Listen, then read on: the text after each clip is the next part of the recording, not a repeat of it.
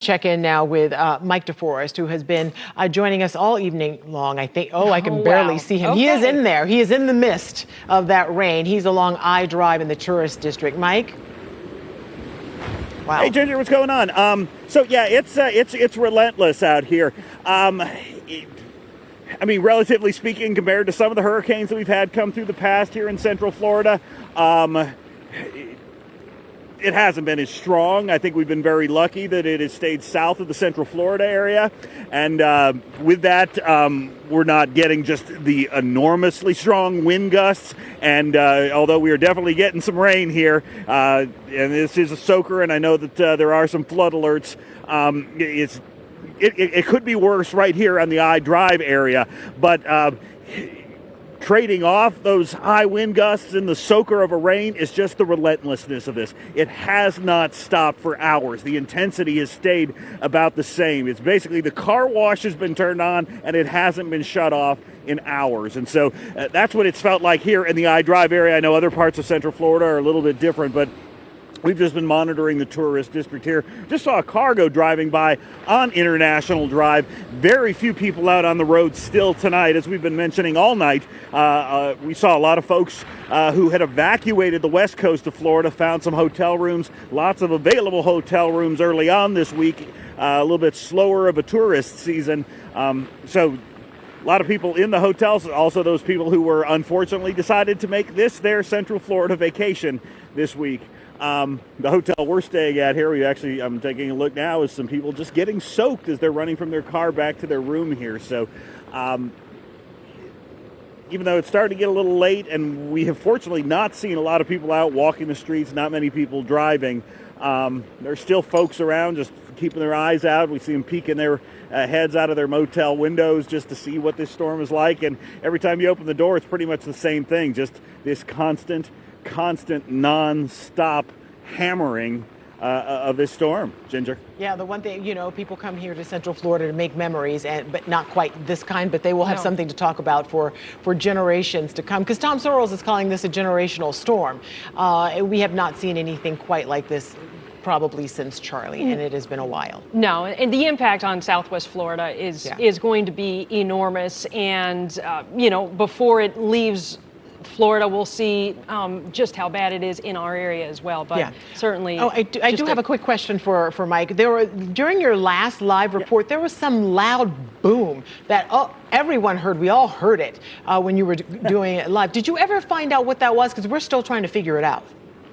No idea. We're still trying to figure it out, too. It wasn't your typical electrical transformer blowing up because we didn't see the sky light up with it.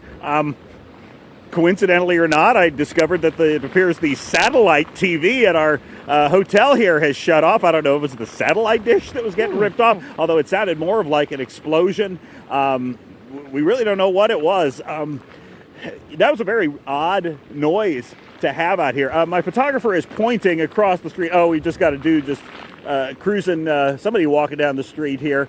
Starting to see a few more people than we have all night. I don't know if it's just because they're finally wanting to venture out, but why?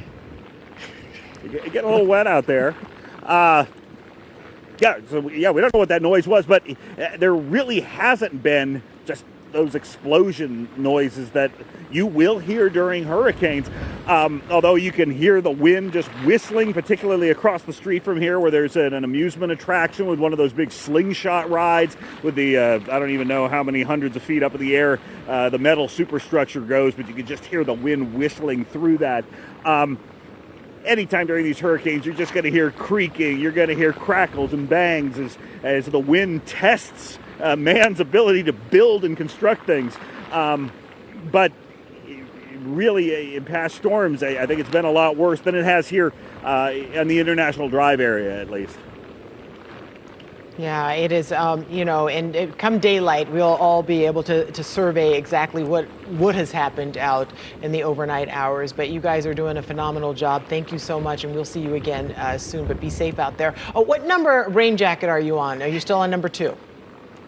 We're still on number 2. We're on number 2, but this one's going to be a goner soon. So if I got to go to 3, then that's when I have to head home because You're out. It just pelts you and But it's just because it's this driving rain, and I think that is one thing. I was actually just sharing this story with someone a little while ago, that I think especially new people here to Central Florida may not realize is just the damage that this wind-driven rain can do. Now, about 20 years ago, I think they've fixed the problem, or we don't hear about it as much, although we may hear about it soon, which is when there was a lot of newly built construction, newly built homes.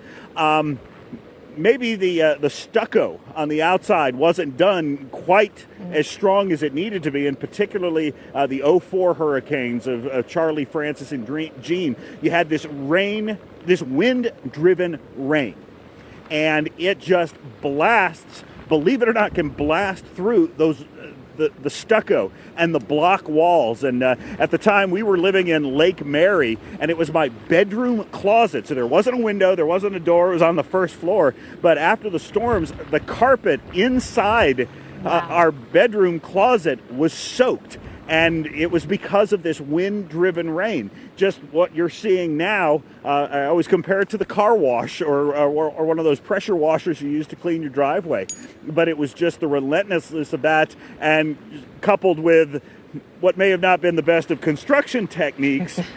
There were a lot of issues. I can tell you the whole history of that one. The construction industry had to deal with that the wind-driven rain, and hopefully they fixed the problem on all new construction over the last 20 years. But nonetheless, that was a big issue 20 years ago, just these little bullets of water blasting through concrete block. You'd never think that it could happen. Yeah, that is the power of water, though. No, yeah, you would never believe that driving rain can, break through, can breach a concrete wall like that straight through. Thank you for sharing that story, Mike. I hope you don't have to go to a third one because we don't want to lose you tonight, but stay safe and try and stay as dry as you can. Thank you. It just goes to, it's so much is going on out there. And the guy that we, Darren Caudle is the photojournalist who's out there, and he was focusing on a guy who was just casually walking with no rain gear at all and was not bothered in the least bit. No, well, maybe he's vacationing and said, wanted to tell his friends, guys, I went to Disney World and walked through a hurricane instead, and this is... he's maybe texting and walking and telling his friends. Who knows what he's doing? But not advisable. It's advisable to stay inside. I mean, I'm not sure why he would want to be walking. I feel, since last week, Chief Meteorologist Tom Sorrells has been talking about this storm. So everyone has had, I hope, time to prepare, at least to buy a poncho or something. Right. But he clearly did not. Nobody wants to walk through a car wash, as Mike DeForest has described it. But and